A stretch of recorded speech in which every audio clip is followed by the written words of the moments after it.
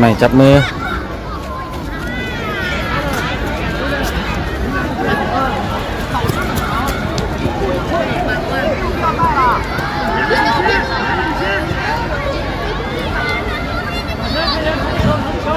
เข้ามาแล้วอย่าลืมแชร์เลยเด้อทุกคนเอากับตันอ้วน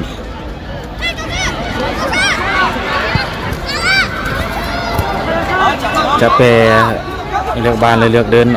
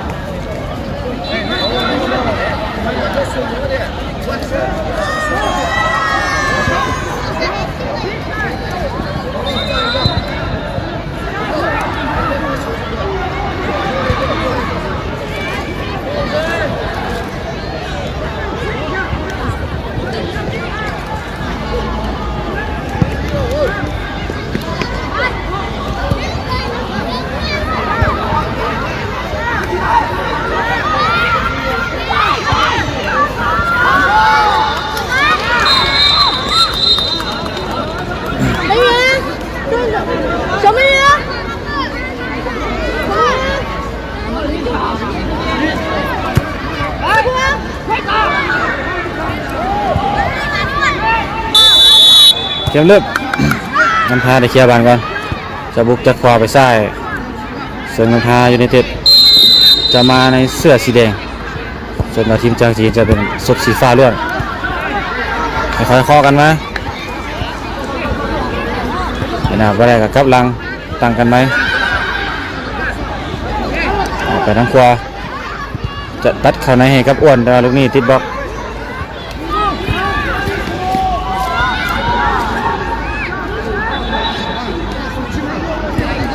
จับมาตั้งกันไหมไล่กับซี่กลับไปง่ายๆฝากมาที่ทางด้านขวากลับมาที่ก่อนจิ้มออกมาเปลี่ยนแกนมาทางซี่ทางด้านซ้ายไปหน้าบ่ได้กลับมาลังไหม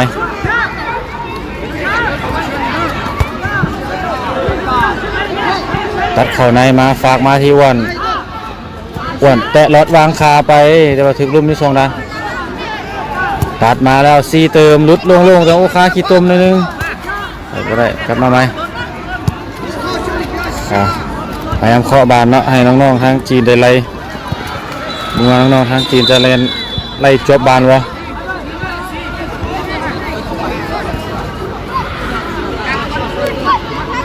ตัดเข่าในสปีดแล้วโอ้บานคาขี้ต้มนิดนึง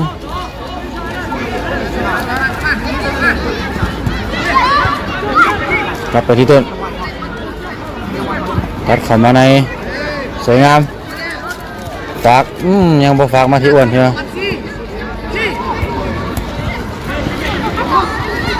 ในบ้านอยู่ยันยังได้ซ่อนกันได้ดีซีได้บ้านกลับไปทางซ้ายกลับมาตั้งรักไหมฝากมาที่อ้วนในบ้านแล้วอ้วนเลาะเมื่อแต่ว่าบานค้าขี้ตุ่มอ้วนจะไปเอง2 ด้านอ้วนยิงไปซ้ายจังหวะนี้ยิงโตโอ้ขออภัยนะปิดกล้องบ่ทันเมื่อกี้โกประตูที่1มาแล้วนี่โตตั้งเป้าไว้จะเอาดาวซันโวให้ได้เนาะสำหรับรายการนี้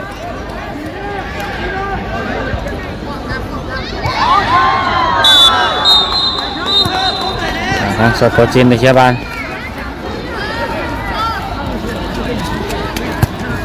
ปาดมาซีได้บานกลับมาที่หลังยักสั้นเนาะตรงนี้เรายังบังไว้ดีๆอยู่กลับมาตัดเข่าในพัดยังแก้ตัวได้ดีฝากกลับมาผู้เล่น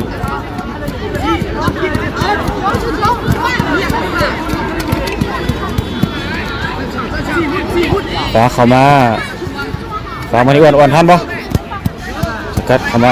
เข่ามือพวกใส่ประตูหมูเด้ง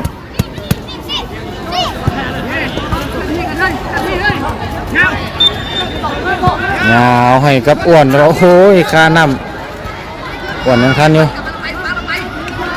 อ้วนตัดมาให้กับซีสวยงามจังวันนี้ตัดเข้าครัวแล้วแปรนิ่มๆโก้โก้โก้โก้โก้โก้โก้โก้โก้เอาแล้วเปลี่ยนกันยิงแล้วซีแบบเปลี่ยนกันยิงเนี่ยตัวที่สองมาอย่างไวบ้าท่านผู้ชมห่างกันเริ่มเกม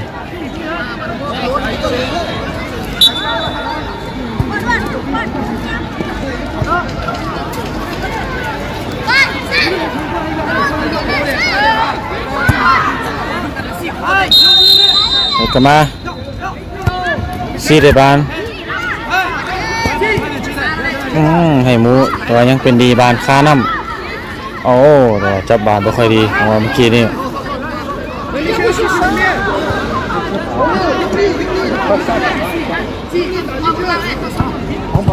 ครึ่งยิงครึ่งพานของมือของหมูเด้ง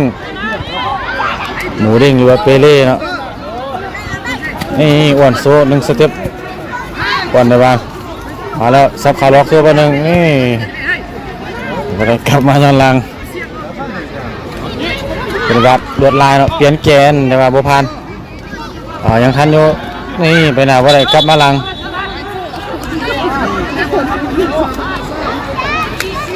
วนเลาะขึ้นมากลับไป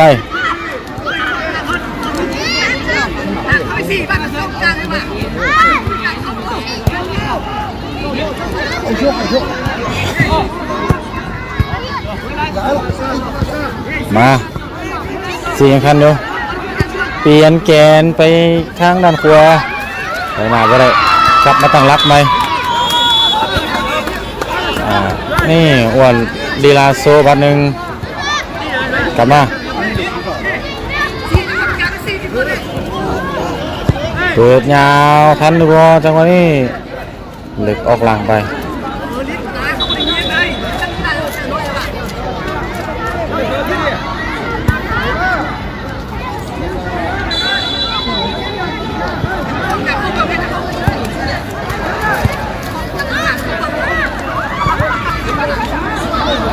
วันในบ้านกลับมาตั้งรักกันไหมเลี้ยงแกงกวนจิ้มมาดีซีลุดแล้วแงกเข้าไส้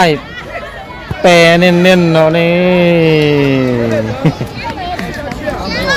อย่าธรรมดาเนาะไม่ค่อยดีใจลายกันได้เพื่อนเลย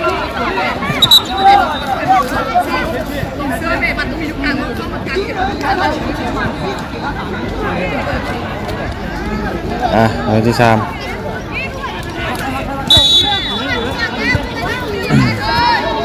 ตัวคนจีนนี่สมเสยเนาะย่องๆน้องๆกีฬาสุดฝึกจำปีจำปลายวันมาอยู่ในเตือนเท่านี้หลายคนมาขอได้คือว่าสูงมาที่วันจะเตะรถวางคาแต่บ่พันมาแล้วสารวนกันอยู่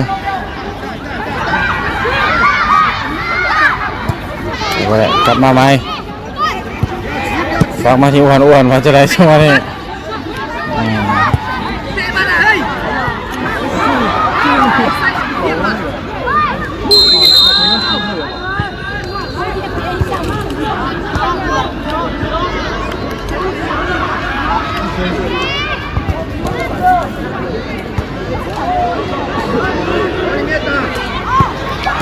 โอ้เข้ามาเข้าทั้งผู้ลินคลองน้ำท่าเอาได้แล้วจะยิงกันหรือเปล่าล็อกเข้าครัวยิงกันโอ้โหอาจารย์ยังปล่อยลินโตยเขาติตัดลางเมื่อกี้นี่ฟังมาที่วันพาบานล็อกขึ้นมาวันรุดเดียวแล้ววันรุดแต่ว่าค่าขี้ตัวนึงวันมาจังไงแต่อ้อมตัวทุกท้ายแต่ยิงเลยหรือเปล่าวันพาบานเราออกมาพาเราเลย4 คน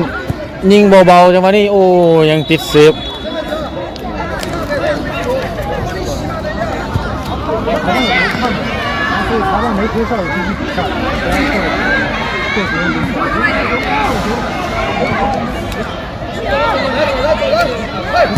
เปิดเรียบเข้ามาโอ้แต่ว่าหมูไปเติมแปรบ่ทันเนาะ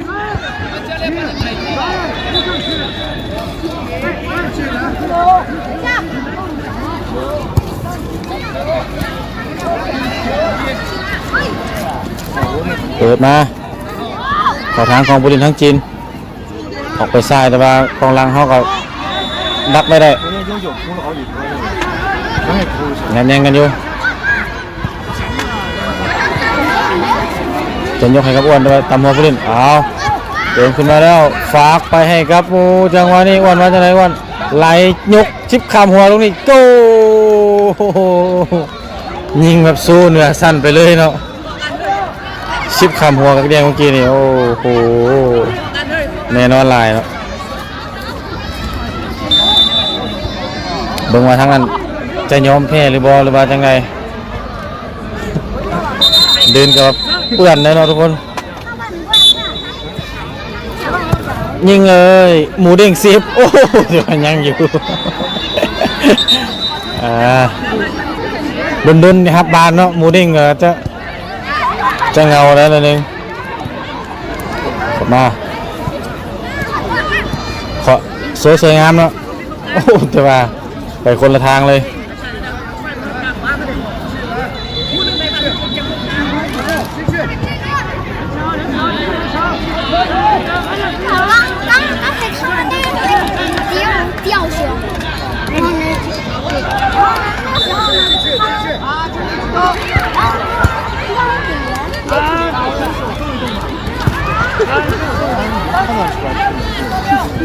ก่อนในบ้านแล้วแปะขึ้นมาหมูเติมแล้วว่าจะได้ไหลให้กับหมูแต่ว่าค่าน้ำจานเปล่าแล้วฟ้าวแล้วเป็นบันฟ้าของเขาถึกเตะจากด้านหลัง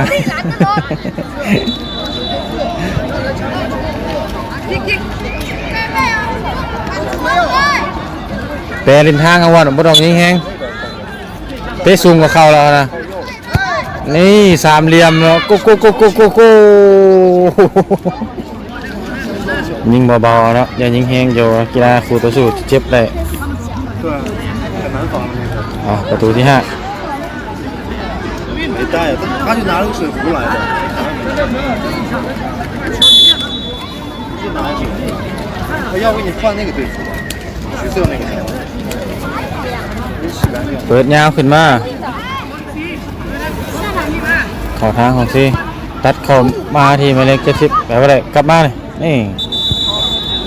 ค่อยๆเคาะกันเนาะ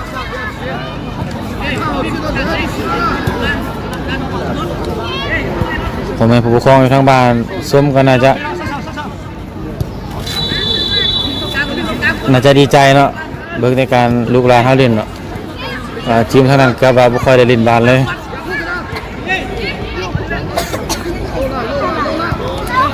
มาทางหมายเลข5กลับมาที่วันเปลี่ยนมาทางซ้ายกลับไปที่วันอีกครั้งหนึ่ง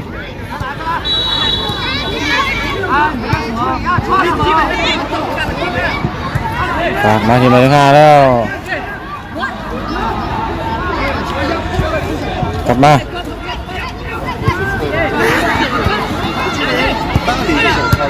นี่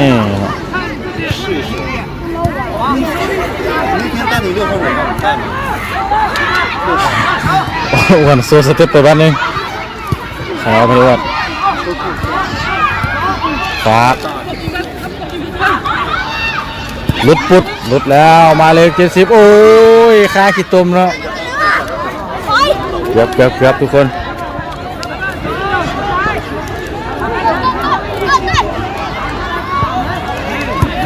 อะไรกันมาที่วันว่าจะได้2ไก่ทิศเซฟเนาะตรงนี้เกิดน้ำขึ้นมาตกใส่น้ำเข้าตาเนาะวันลุดแล้ววันว่าจะได้จะเกาะชิปแต่ว่าโอ้ถึกบ่ค่อยดีทางทีมจากจีนคอยเวลานอก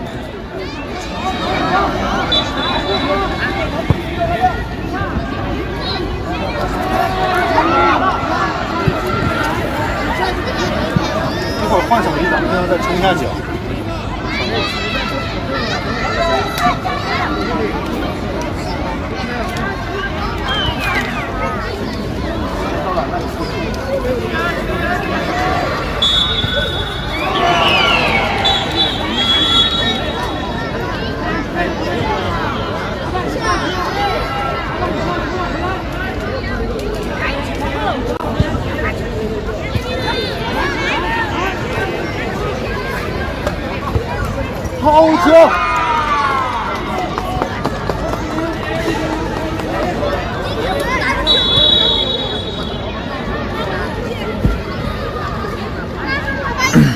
มาส่งอ่านคอมเมนต์เนาะทุกคนก็ทยอยอ่านให้เด้อโอ้หลายเติบเนาะเมื่อกี้สู้ๆเด้อพี่ละคนสู้ๆพอเป็นกำลังใจให้เสียดายว่าได้เบิ่ง22ท้ายทอดสดถ้าเบิ่งตอนแรงเนาะแต่ว่าตอนแรกแอดมินจะไปอีกเดือนนึงอ่ะอาจจะไปไล่ให้เบิ่งเก่งลายวันสู้ๆสู้ๆเด้อไอ้ล่ะเนาะไอ้กินเบอร์ยังสู้ๆเนาะเก่งลายอ้วนน้ำพาสู้ๆอ้วนเก่งสุดเนาะอยู่เก่าสู้ๆไอ้อ้วนลิ้นซิ้วสุดเนาะแมนเนาะไอ้อ้วนที่เข้าถึกโลกโอ้ลายเติบแล้วเนาะเป็นเจ้าดาวซันโมรายการนี้โตซอแสงวันซิวโอเคเชียร์ทุกนัดแต่แพงลายอยากจะเห็นเล็กน้อยเที่ยวบานขอบใจหลายเด้อสมช่วยทุกคนเก่งลายสู้ๆหาโค้ดตั้งอาจารย์ซักทั้งให้บานกระตุ้นให้น้องๆลิ้นเคาะเอาเนาะโซคัสของบานเนาะ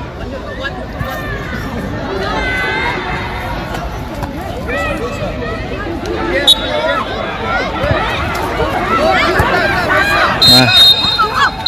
น้องจินตบานตัดเข้าในล็อกเข้าครัวล็อกคุกคิกโซโลวนกันอยู่ฝากไว้ให้จะเปิดเทบานบุทึกนี่หักลบเอวลันไปบ้านหนึ่งเนาะสวยงาม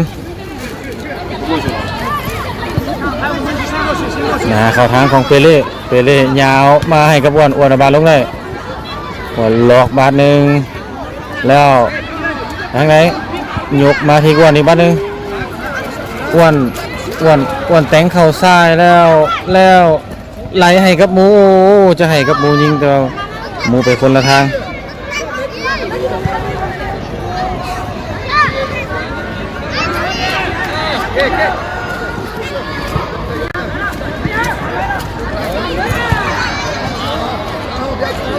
ตัวแหงจะอ้วนโซคาดบานแล้วเนาะตอนนี้กลับไปตั้งไปเคาะกันไหมเปิดมาอ้วนในบ้านอ้วนจะส่งให้หมูเนาะนี่ไหลมาแล้วยิงจังหวะนี้โก้แบบเบาๆนะนี่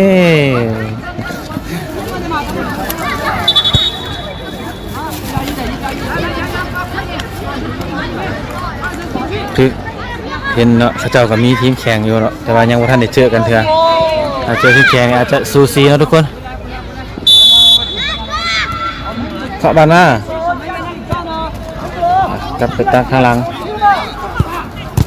เปิดมาเอาทางของอ้วนเราจะได้1-1อ้วนโซซิปหรือว่า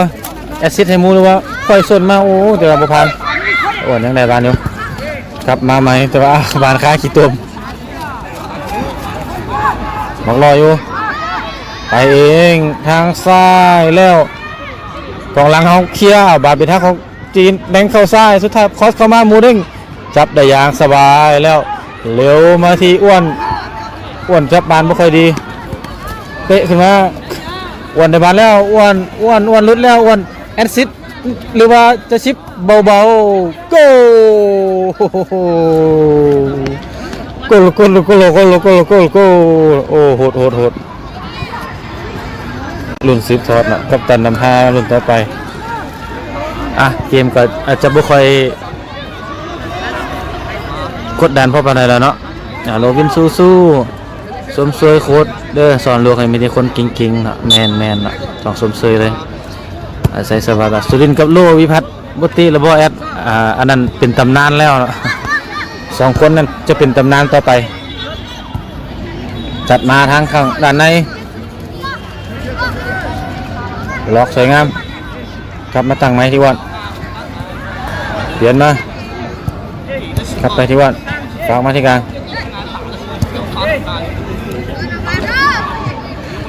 วันในบ้านวันล็อกบ้านหนึ่งส่งกลับมาโอ้ยส่งบานยักษ์สั้นแต่ว่าลูกนี้จะส่งกลับคืนแต่ว่าบ่ได้เนาะสู้ๆน้ำท่าพิเศษลานทรายโลวินเดอร์เนาะไอ้ล่ะสู้ๆเด้อ FC เบอร์8สู้ๆเนาะ สุรินทร์ก็มาคอมเมนต์ตอบกลับใส่สบานอ่ะคือว่าไปฮอดไทยลีกก็ได้เนาะสุรินทร์ต้องกลับมาเด้อสุรินทร์เด้อเนาะอย่ารับดนเนาะ FC เบอร์8เด้อ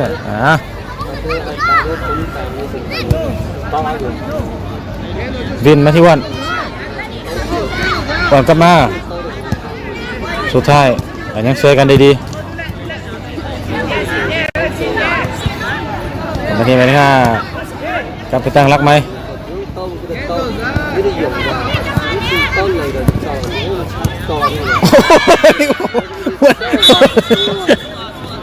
วันนี้เขาคูณตัวเองเนาะโอ้เบิ่งหน้าปีลี่ก่อนปีลี่เครียดบ่เขาบ่ยิงยักษ์เถื่อก็เลยยิงให้เลยซะเนาะโอ้น่าจะส่งกลับแต่ว่าส่งแฮงปีลี่ก็บ่ได้ถึกบานดนก็เลยอยากรับในหน่อยนึงเรียกสบายมาสู้ๆเด้ออ้วนอ้วนยิงประตูให้เขาเด้อนะยิงทั้งตัวเองกับยิงให้ทั้งให้ไปกงกันข้ามพร้อม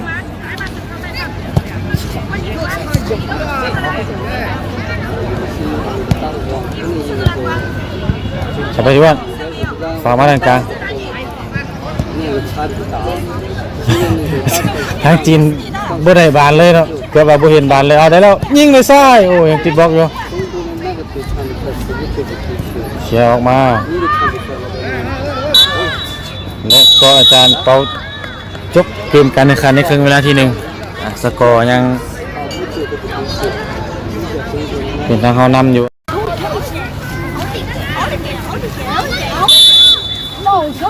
เกมเริ่มดังที่2ยิงเลย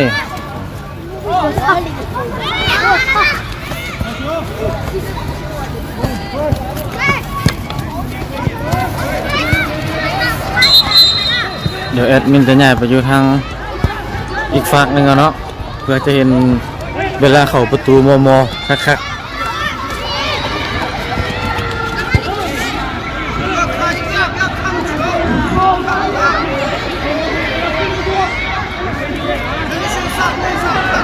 เกาะกันขึ้นมาฝากให้กับหมูกลับมาที่หมูเด้งกลับมาทางขวา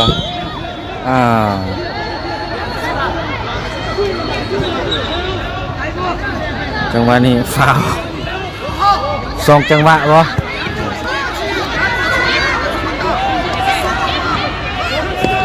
เอาหมูเด้งตบมือใส่แล้ว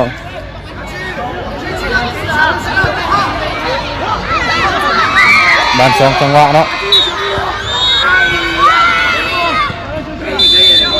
เขียแล้วยิงโบ้หมูเด้งเซฟเนาะโอ้โหเจ้าตัวเซฟนี่ซ้ำมาอีกก็ได้นะคนว่าใส่ปอกกับตันเรา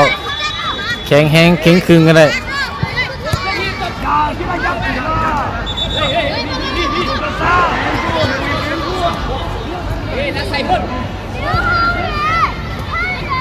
แต่อ่อนตัวมาสุดท้ายได้บานแล้วแล้วไงค่อยเคาะกันขึ้นมาบานบ่ฟ้าวเนาะบานนำอยู่แล้วเล่มา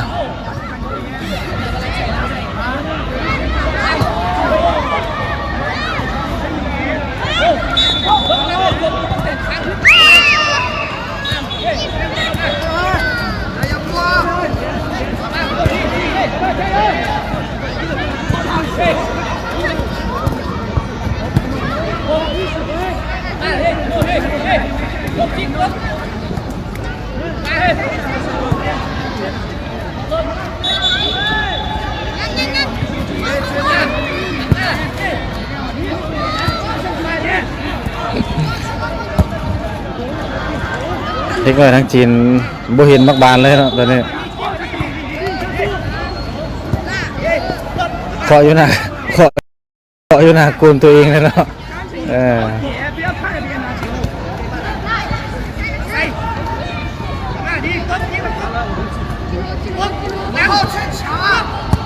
ยิงหมูเด้งเสียบลูกนี้โอ้มันมือเพื่อนลืมปินกล่องเลยเมื่อกี้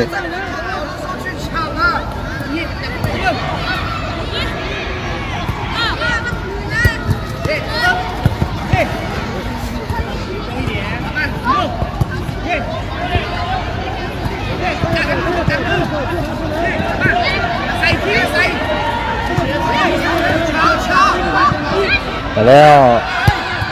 ตัดเข้ามาในจะยิงหรือจะสวงลูกนี่เอาทำท่าได้บานออกมาทางซ้าย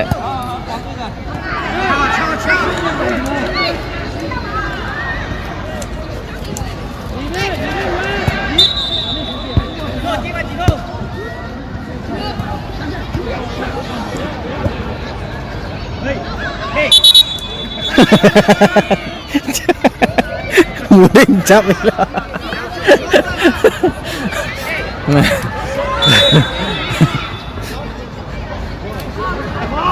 หมูเด้งลงอีกแล้วเล็กน้อยเราสู้ๆขอบใจเด้อลบน้อยสู้ๆเด้อสู้ลองนำท่าสู้ๆเคาะกันลายจนหมูเด้งเงาเนาะเชียร์มาเอาดักได้ยิงเลยซ้าย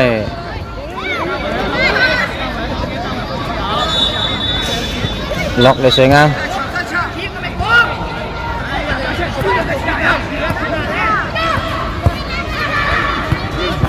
ส่งให้เลยเนาะขอไปขอมาบ่มีตัวเอาอยู่กลางซั่นเด้อนี่โคตรคือบ่สั่งเนาะ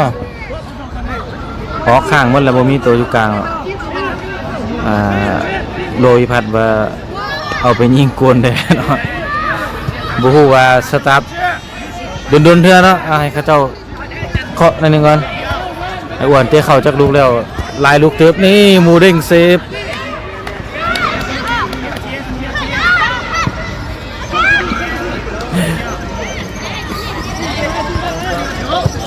เปิดเข้ามาหมูเด้งเซฟแล้ว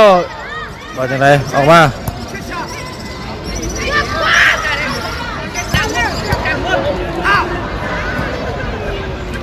เอาอะไรให้ยิงเลยแล้วยิงโอ้หมูเด้งเซฟอยากลองกักเดียงหรือบ่เนาะกัปตันไหมเปลี่ยนแกน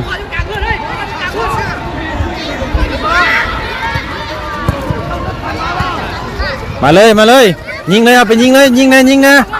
โอ้ยเพลินเลยลืมปินกล้องโอ้นะครับหากันได้ครับบานเนาะแต่ลืมเกมมายิงตัวนี้โก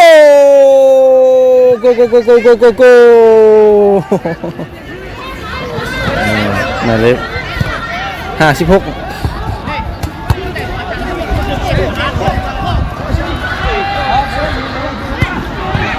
ตัวที่8มาแล้วเอาจะฮอดโลหรือบ่มาลุ้นน้ำกันยิงเลยเข้ามือของหมูเด้ง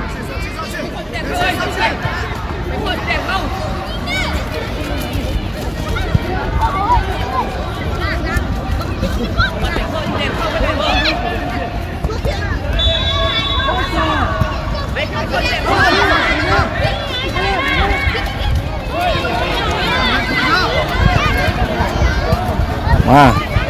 1-2ออกไปทางซ้าย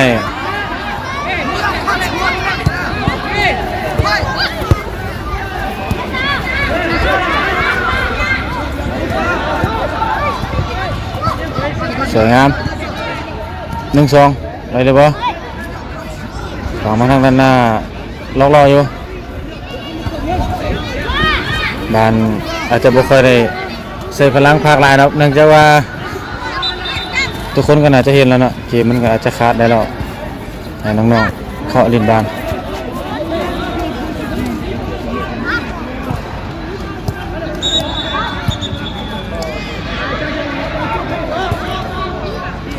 ยังได้บานอยู่ฝากไปทางด้านหน้าโอ้จะส่งกลับมาลูกนี้จะยิงโอ้นะครับทางนั้นเป็นเงานอนให้หมู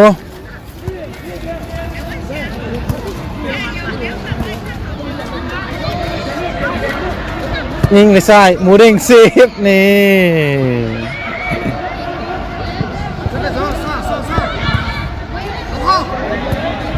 มากา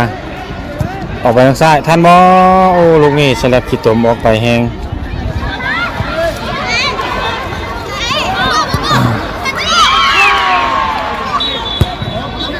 ปานลินลิงเนาะ4-3เอาแม่เอามาเอาสู้เอามาเอาสู้เด้อจีนเขาบุกหลายเนาะ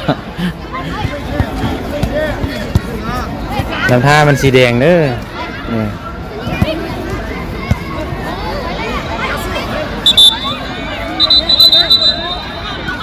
เตะส่งกับมูแล้วคาขี้ตุ่ม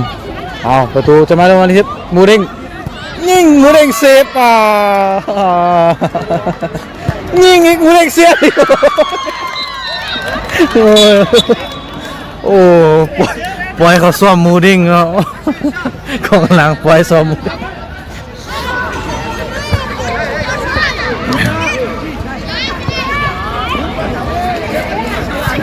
ตัวที่สองมาแล้ว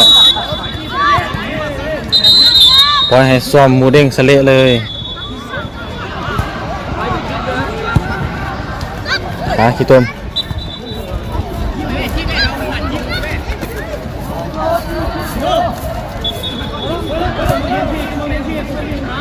เปลี่ยนแกนไปจับเข้ามาหวานลงมาแล้วโอ้ไหลแล้วยิงได้ด้วยบ่โอ้ฝากกลับมาขึ้นเลยเติมเลยแต่ทะลุช่องให้อะไรบ่เคลียร์ออกข้างไปได้อยู่12แข็งกำลังแข็งอยู่เนาะแต่ว่าจะบ่มีไล่นะตอนแรงกับแข็งเดี๋ยวตอนแรงจะไล่อยู่12ให้เบิ่งเด้อไปอีก1สนามเป็นสนามหญ้าเทียมทันบ่รู้เนี่ย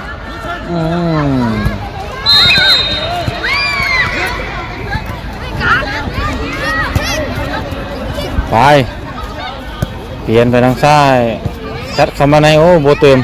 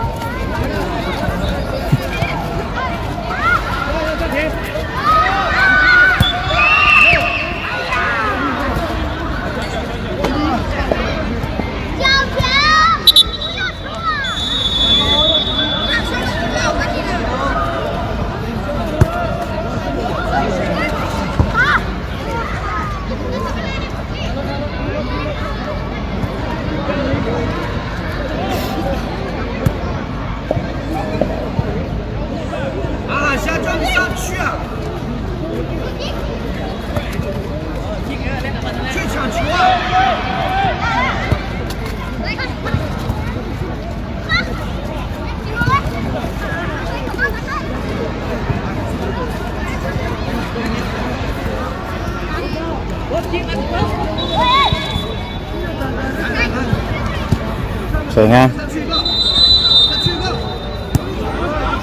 แดดเริ่มออกแล้วบางว่าเดินน่าจะแห้งไว้นี่เนาะ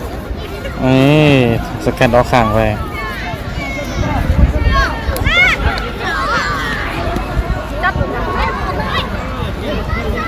มาขอเดียวถึงไว้มันแห้งยืมมันเปียกนี่เคสนี่แห้งเลยไปเลยเคสนี่แหละคอง่ายนะโอ้เจ้าตัวบนยอมยิงเนาะส่งให้หมูยิงนี่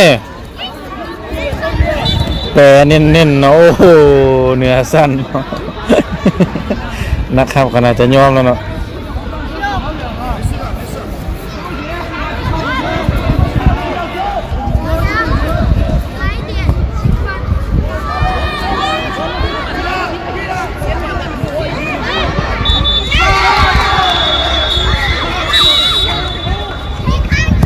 ยิงเลยเอามาลงได้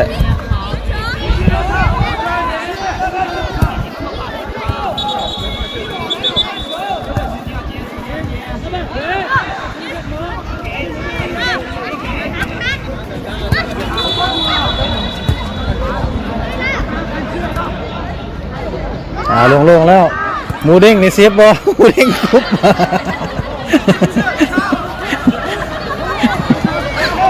มาเลยเก่งตัวบานออกก่อนเนาะ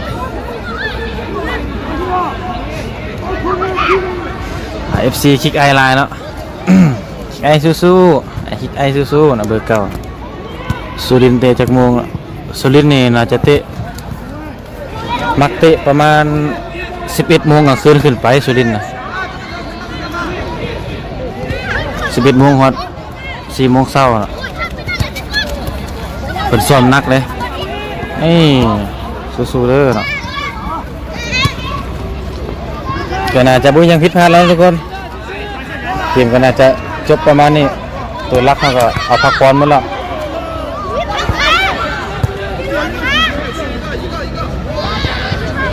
หมูเด้งออกมาที่หมายเลข8เปิดแกนสวยมาเลยบอลแห้งพี่นะโอ้ยังได้อยู่เก่ง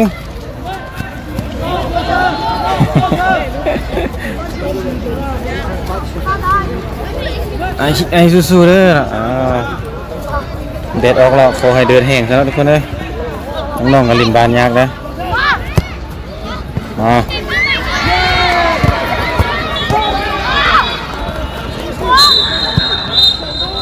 จัดมาสวยงามมันเก็บยิงโอ้แต่ว่ายิงเป็ด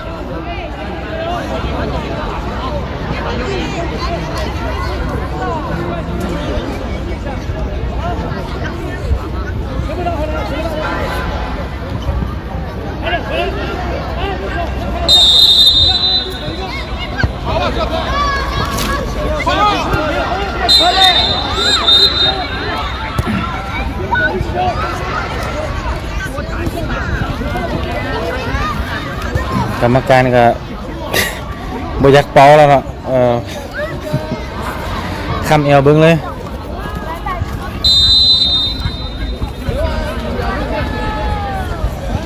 เบสิกพื้นฐานน้องๆเขาหรือว่าสูตรฝึกเขานี่ซ้อมมาดีนะทุกคน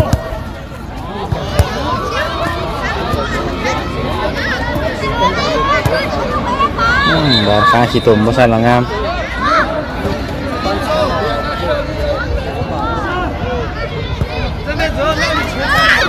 บางเมนเนาะ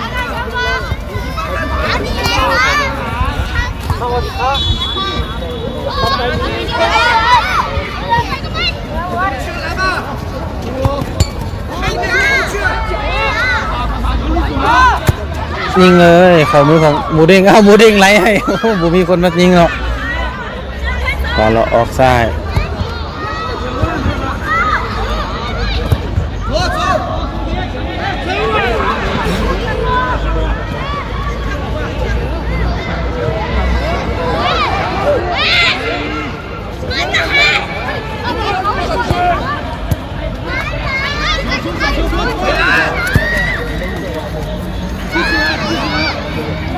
ไปเลยเอาทันเก่งมาคอเคสนี่มันแห้งดีคอเคสนี่แหละ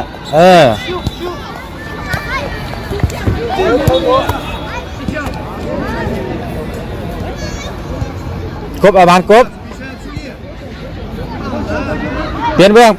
ไปเลยยิงนะ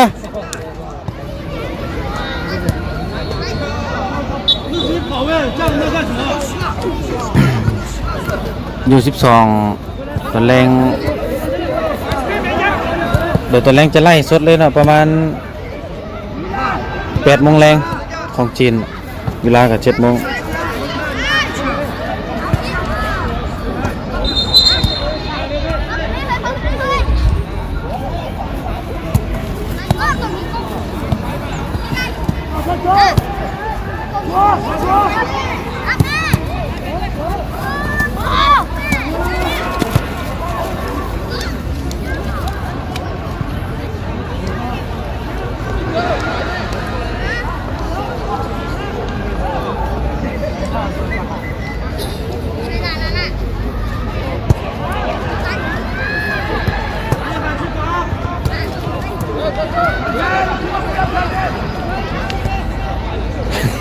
หมูดิ้งเงานอ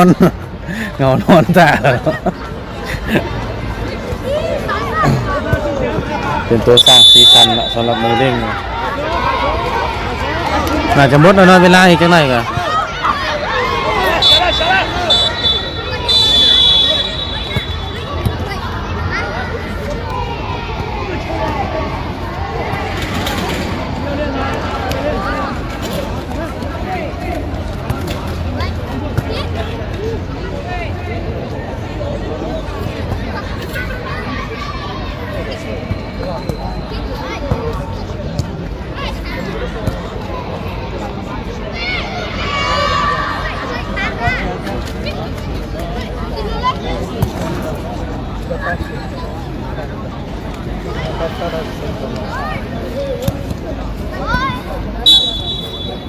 โอเคก็ถือว่าจบเกมแล้ว นั่นว่า นำทารุ่น9 ปีเฮาเฮ็ดได้แล้วเอาชนะ